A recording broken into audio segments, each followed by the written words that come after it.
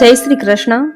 आ video में शिव महापुराण की कथा सांभळशुं, जेमां शतरुद्र संहिता में वर्णवेल शिवजीनो शलभावतार, शिवजीनो ग्रहपति अवतार, शिवजीनो योगेश्वर अवतार, शिवजीनो एकादश रुद्र अवतार, शिवजीनो दुर्वासा अवतार, शिवजीनो हनुमान अवतार अने शिवजीनो महेश अवतार सांभळशुं। जो आपने आ विडियो पसंद आवे तो लाइक शेर कॉमेंट करी चेनल सब्सक्राइब जरूर करजो। मित्रों, श्रावण मास एटले भगवान भोळानाथनो प्रिय मास। आथी आ महीनामां भगवान भोळानाथनी कथा जे शिव पुराणमां वर्णवेली छे ते सांभळવાનો खूब महिमा छे। श्रावण मासना पवित्र दिवसोमां शिव पुराण सांभळवाथी अनेक जन्मोना पापनो नाश थई पुण्यनी प्राप्ति थाय छे।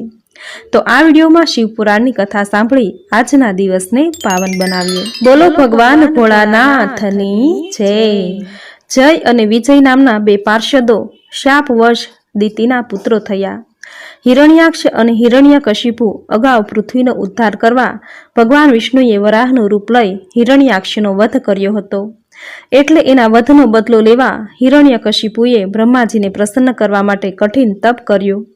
ब्रह्माजी पासेथी पोतानुं मृत्यु दिवसे नहीं, रात्रे नहीं, मनुष्यथी नहीं, देवताथी नहीं, धरती उपर नहीं, आकाशमां नहीं थाय एवुं वरदान मेळवी शोणीपुर आवी राज्य करवा लाग्यो। अने जे कोई भगवाननुं भजन करे तेने रोकी पोतानुं भजन करे तेम कहेवा लाग्यो। जे कोई भगवाननुं भजन करे तो तेने हिरण्यकशिपु त्रास आपवा लाग्या। त्यारे ज पोतानो ज पुत्र प्रहलाद विष्णुनो परम भक्त हतो, तेने पण त्रास आपवा लाग्यो, परंतु प्रहलाद मान्यो नहीं। तेथी तेने अति कठोर शिक्षा करवा माटे लोहस्तंभने गरम करावी प्रहलादने कहेवा लाग्यो, शुं आ लोहस्तंभमां पण तारा भगवान छे? प्रहलादे कह्युं, हा पिताजी, भगवान सर्वत्र छे। त्यारे हिरण्यकशिपुए प्रहलादने आ स्तंभने भेटवा कह्युं। प्रहलादे तेम कर्युं अने ज्यां प्रहलाद स्तंभने भेट्या के स्तंभ फाट्यो अने नृसिंह रूपे भगवान स्तंभमांथी प्रगट थई हिरण्यकशिपुने घरना उंबरा उपर बेसी पोताना नखो वडे चीरी नाख्यो। तेम छतां तेनो क्रोध शांत थतो नथी। त्यारे देवोए प्रहलादने नृसिंह सामे मोकल्यो। भगवाने तेने छाती सरसो चाप्यो, हृदयमां शीतलता थई, परंतु तेम छतां तेमनो रोष शांत थयो नहीं। त्यारे देवोए शिवजीने विनंती करी। शिवजीए वीरभद्र नामना गणने नृसिंहना क्रोधने शांत करवा मोकल्यो। वीरभद्रए भगवानने शांत करवा माटे समजावा लाग्यो, प्रभु, आप तो धर्मनो ध्वंस थतो अटकाववा, धरतीनो भार हळवो करवा, देव मनुष्योनो उद्धार करवा तथा तमारा प्रिय भक्त प्रहलादनो उद्धार करवा माटे प्रगट थया छो। आपे तो ए माटे कल्पे कल्पे मत्स्य, वराह अने अत्यारे नृसिंह अवतार धारण कर्या छे अने नृसिंह अवतारे आपे हिरण्यकशिपुनो नाश कर्यो। आपनुं अवतार कार्य पूर्ण थयुं छे, एटले हवे आपे क्रोधने शांत करी आपनुं आ स्वरूप समेटी लेवुं जोईए। नृसिंह भगवाने वीरभद्रनो अनादर कर्यो अने उल्टाना वधु कोपित थया। त्यारे वीरभद्र बोल्यो, हे प्रभु, आप शुं भगवान शिवने जाणता नथी? तमे तो शिव प्रेरित अने एमनी इच्छाथी ज अवतारो धारण करो छो। शिवजी काळोना महाकाळ छे ते तमे क्यां नथी जाणता? माटे करीने जो तमे तमारा क्रोधने शांत करी आ स्वरूपने समेटी नहीं लो तो शिवजीना क्रोधनो भोग बनवू पड़शे। वीरभद्रनुं आवुं बोलवुं सांभळी नृसिंह वधारे क्रोधित थई वीरभद्रने ज पकड़वा माटे दौड्या। त्यारे वीरभद्र आ जोईने अदृश्य थई गयो। त्यारे शिवजी कुपित थई नृसिंहने पकड़ी तेमने चीरी नाख्या अने तेमनुं चर्म पोते पहेर्युं। भगवान विष्णुए शिव स्तुति करी त्यारथी शिवजी नृसिंह चर्म पहेरवा लाग्या अने नृसिंहनुं मस्तक पोतानी मुंडमाळामां स्थापित करी धारण कर्युं। नर्मदा किनारे शिव भक्त वैश्वानर ऋषि पोताना आश्रममां रही शिव भक्ति करता हता। एक समये पोतानी पत्नी सूचीमस्तीनी सेवाथी ऋषि अति प्रसन्न थई वरदान मांगवा कह्युं। त्यारे सूचीमस्तीए कह्युं, देव, मारी इच्छा महादेवने पुत्र रूपे पामवानी छे। त्यारे पोतानी पत्नीनी इच्छा पूर्ति माटे वैश्वानर काशी क्षेत्रमां आव्या अने त्यां वीरेश्वर लिंगनी विधि विधानथी पूजा करी। एटले शिवजी वैश्वानरनी भक्तिथी प्रसन्न थई मुनिने बाळ स्वरूपे दर्शन आप्या। त्यारे वैश्वानरनी विनंतीथी शिवजीए तेने आश्वासन आपता कह्युं, जाओ, तमारे त्यां हूँ पुत्र रूपे अवतरीश। शिव वरदान मेळवी मुनि प्रसन्न थता पोताने आश्रमे आवी पत्नी सूची स्मितने सर्वे वृत्तांत कही संभळाव्यो। शिव प्रेरणाथी थोड़ा समय पछी सूची स्मिति गर्भवती थई અને સમય થતાં એક સુંદર પુત્રને જન્મ આપ્યો। તેનું જાતકર્મ કરી મુનિએ તેનું નામ ગ્રહપતિ એવું રાખ્યું. આ ગ્રહપતિ જ્ઞાન અને ભક્તિથી એટલો બધો તેજસ્વી બન્યો કે તેનું નામ કીર્તિ સ્વર્ગ સમગ્ર લોકમાં ફેલાઈ ગઈ. એકવાર નારદજી વૈશ્વનરના આશ્રમે આવી ચઢ્યા અને ગ્રહપતિનું ભવિષ્ય ઉજ્જવળ છે, કીર્તિવંત છે એવી જાણ કરી. પરંતુ આ બાળકને અગ્નિ અને વીજળીનો ભય રહેશે એવું કહ્યું. ત્યારે પતિ પત્નીની ચિંતા વધી ગઈ. ત્યારે ગ્રહપતિએ પોતાના જ્ઞાનનો પરિચય આપતા માતા પિતાને કહ્યું, પિતાજી, માતાજી, આપ ચિંતા ન કરો. એમ કહી ગ્રહપતિએ માતા પિતાને શિવજીના મહિમાનું વર્ણન કહી સંભળાવ્યું. ત્યારે માતા પિતાની ચિંતા શાંત થઈ. પછી ગ્રહપતિ કાશી ક્ષેત્ર આવી વિશ્વેશ્વર લિંગની પૂજા વિધિ કરી. આથી ઇન્દ્રે પ્રસન્ન થઈ વરદાન માંગવા કહ્યું. ત્યારે ગ્રહપતિ કહે, હે દેવ, ભગવાન શિવજી સિવાય મને કોઈનાથી વરદાન ના જોઈએ. ગ્રહપતિનું કહેવું સાંભળતા જ ભગવાન શિવ ત્યાં પ્રગટ થયા અને કહેવા લાગ્યા, હે વત્સ, તારી કસોટી કરવા જ હું ઇન્દ્ર રૂપે તારી સામે આવ્યો હતો. ગ્રહપતિ શિવ દર્શનથી અતિ પ્રસન્ન થયા. ત્યારે શિવજીએ ગ્રહપતિને અમરત્વનું વરદાન આપી ચારેય દિશાઓનો અધિપતિ સ્થાપ્યો. જ્યારે દેવતાઓએ અને રાક્ષસોએ સમુદ્ર મંથન કર્યું તે સમયે વિષ નીકળ્યું. ત્યારે દેવો ચિંતા કરવા લાગ્યા. તે સમયે સૌએ શિવજીની વિનંતી કરી, પૂજન અર્ચન કર્યું. શિવ પ્રસન્ન થયા. દેવોએ પોતાની ચિંતાનું કારણ બતાવ્યું. ત્યારે શિવજી કહે, ચિંતા ન કરો, લાવો એ વિષ મારી પાસે. અને પછી તેઓએ વિષને પી ગયા અને ગળામાં સમાવી લીધું. આનાથી એમનું ગળું લીલું થઈ ગયું. ત્યારથી શિવજી નીલકંઠ કહેવાયા. વળી પાછું સમુદ્ર મંથન ચાલ્યું તો વિવિધ વસ્તુઓ નીકળવા લાગી. છેલ્લે અમૃત નીકળ્યું. આ અમૃતને પીવા માટે દેવો અને રાક્ષસો વચ્ચે વિવાદ થયો. ત્યારે વિષ્ણુ ભગવાને લીલા કરી પોતે નારી રૂપે એ અમૃતનું પાન દેવતાઓને કરાવવાથી દેવતાઓને અભિમાન થઈ આવ્યું અને પોતાના બળની પોતે જ પ્રશંસા કરતા પોતે જ હવે કોઈથી જીતી શકાય તેમ નથી. ત્યારે દેવોના ધમંડને તોડવા શિવજીએ યક્ષનું રૂપ લીધું અને દેવો પાસે આવ્યા. બંને વચ્ચે વાદ વિવાદ થયો. દેવો પેલા યક્ષની સામે અભિમાનમાં પોતાના બળના વખાણ કરવા લાગ્યા. ત્યારે યક્ષ રૂપે શિવજીએ એક તણખલું ઉપાડી દેવો સામે મૂક્યું અને કહેવા લાગ્યા કે તમે પણ આ તણખલાને ઉઠાવી લો. દેવતાઓને મન આ તો રમત થઈ. તેઓ હસવા લાગ્યા અને તણખલું ઉઠાવવા ગયા, પણ ઉપાડવાનું એક તરફ તણખલાને હલાવી પણ શક્યા નહીં. ત્યારે તેમને ખૂબ જ આશ્ચર્ય થયું. એવા સમયે આકાશવાણી થઈ, હે દેવતાઓ, તમારા અભિમાનીઓ ધમંડીઓના ધમંડનો નાશ કરનાર આ યશરૂપી સદાશિવ પોતે છે અને તેઓના બળ અને મદદથી જ તમારી દૈત્યો સામેના યુદ્ધમાં જીત થઈ છે. આકાશવાણી સાંભળતા જ દેવો ચેતી ગયા અને શિવ ક્રોધ વેઠવો ન પડે એટલે શિવજીની સ્તુતિ પ્રાર્થના કરવા લાગ્યા, ક્ષમા માંગવા લાગ્યા. સ્તુતિ પ્રાર્થનાથી શિવજી પ્રસન્ન થયા અને દેવોને બોધ વચન સંભળાવી શિવલોક પધાર્યા. દેવતાઓ અને દૈત્યો વચ્ચે વારંવાર યુદ્ધો થતા દેવોની હાર થતી અને શિવજી પાસે મદદ દેવા માટે દેવો પહોંચી જતા. સ્તુતિ પ્રાર્થના કરતા અને ભોળા ભગવાન પ્રસન્ન થઈ એમની મદદ કરતા. દેવોને નિર્ભય બનાવતા. આવું એકવાર દેવો અને દાનવો વચ્ચે ઘોર યુદ્ધ થયું અને દેવોની હાર થતા ઇન્દ્ર સ્વર્ગ પૂરી છોડી ભાગ્યા. તે સમયે ઇન્દ્રના પિતા કશ્યપજીને ઘણું દુઃખ થયું. પોતાના પુત્રને સ્વર્ગપુરી પાછી અપાવવા માટે કશ્યપજી કાશી ક્ષેત્રમાં આવ્યા અને ત્યાં એમણે શિવલિંગનું સ્થાપન કર્યું. વિશ્વેશ્વરની પૂજા પ્રાર્થના કરી.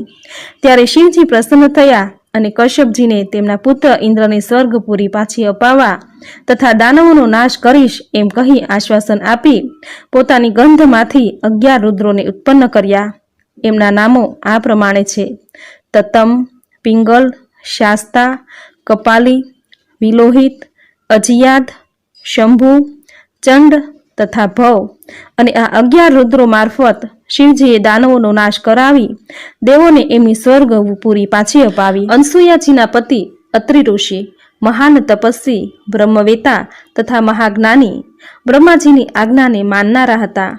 તેઓએ પુત્ર પ્રાપ્તિ અર્થે ઋષમૂલ નામક પર્વત ઉપર અનસુયાજીની સાથે ઉગ્ર અને કઠિન તપ આદર્યું.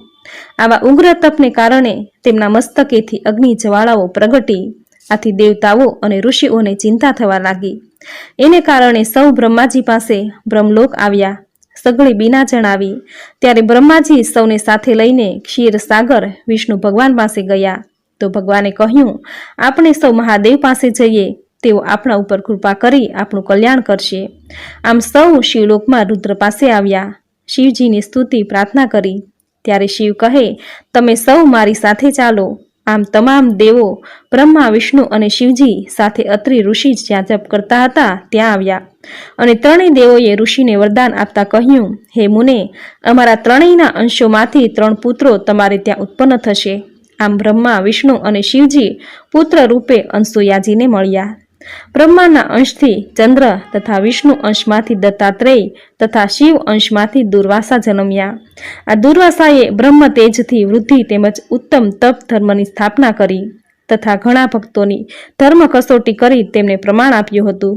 એટલું જ નહીં, તેમણે રાજા રામની તથા શ્રી કૃષ્ણની તેમજ અમરીશ રાજાની પણ ધર્મ કસોટી કરી હતી. તેની પાછળનો ભાવ લોક કલ્યાણનો હતો. ભગવાન વિષ્ણુના વિશ્વમોહિની રૂપને જોઈ ભગવાન ભોળાનાથ કામવશ થઈ ગયા અને સૌના કલ્યાણ અર્થે તથા શ્રી રામના કાર્ય અર્થે પોતાનું વીર્ય સ્ખલિત કરી નાખ્યું. આ વીર્યને સપ્ત ઋષિઓએ એક પર્ણ ઉપર સ્થાપિત કરી ગૌતમ પુત્રી અંજનીના ગર્ભમાં રોપી દીધું. આનાથી એક મહાપ્રતાપી, બળવાન, બુદ્ધિમાનોમાં શ્રેષ્ઠ અને ભવિષ્યમાં રામચંદ્રજીના પરમ ભક્ત એવા પુત્રનો જન્મ થયો. એનું નામ હનુમાન એવું રાખ્યું. જ્યારે હનુમાનજી બાલ્ય અવસ્થામાં હતા ત્યારે ઉદય પામતા સૂર્યને જોઈ તેને ફળ સમજી હનુમાનજીએ આકાશ માર્ગે છલાંગ લગાવી સૂર્યને પકડી ગળી ગયા. ત્રણેય લોકમાં તેથી અંધકાર છવાઈ ગયો. દેવતાઓ હનુમાનજી પાસે આવ્યા અને પ્રાર્થના કરી. ત્યારે તેમણે સૂર્યને પોતાના મુખમાંથી બહાર કાઢ્યો અને પછી એ જ સૂર્યનારાયણ પાસે હનુમાનજીએ સર્વ વિદ્યા પ્રાપ્ત કરી. અને યુવા અવસ્થાએ તેઓ સુગ્રીવના મંત્રી, મિત્ર અને સલાહકાર, રક્ષક બન્યા. ત્યારે સુગ્રીવ પોતાના મોટા ભાઈ વાલીની બીકથી ઋષ્યમુખ પર્વત ઉપર આશરો લઈને રહેતા હતા. એ જ સમયે શ્રી રામ, લક્ષ્મણ સીતાની શોધ કરતા ઋષ્યમુખ પર્વત પાસે આવ્યા. હનુમાનજીએ પ્રથમ બંને ભાઈનો પરિચય કર્યો, પોતાનો પરિચય આપ્યો અને પછી પર્વત ઉપર લઈ જઈ શ્રી રામ અને સુગ્રીવની મૈત્રી કરાવી. રામ આજ્ઞાથી હનુમાનજી સીતાની ભાળ મેળવવા લંકા ગયા. લંકિનીને મારી અશોક વાટિકામાં સીતાજીને પોતાનો પરિચય આપ્યો. રામચંદ્રજીએ આપેલી વીંટી સીતાજીને બતાવી. આમ સીતાજીને આશ્વાસન આપી હનુમાનજીએ પછી તો અદ્ભુત પરાક્રમ કર્યું. અશોક વાટિકાને ખેદાન મેદાન કરી રાક્ષસોને માર્યા. રાવણ પુત્રને હણી નાખ્યો. ઇન્દ્રજીતના બાંધ્યા રાવણના રાજ દરબારમાં લાવ્યા. સમજાવ્યો, રાવણ માન્યો નહીં. પછી લંકા બાળી હનુમાનજી શ્રી રામચંદ્રજી પાસે આવ્યા. રામચંદ્રજીને સકળી બીના જણાવી. શ્રી રામે સમુદ્રમાં સેતુ બંધ બાંધી લંકા પહોંચ્યા અને રાવણ સાથે યુદ્ધ કરી રાવણનો વધ કર્યો. સીતાજીને મુક્ત કરાવ્યા. આ તમામ ઘટનાઓમાં શ્રી હનુમાનજીએ શ્રી રામને ખૂબ સહાયતા કરી. અંતે રામ ભક્તિ માંગી રામે હનુમાનજીને અમરત્વ આપ્યું.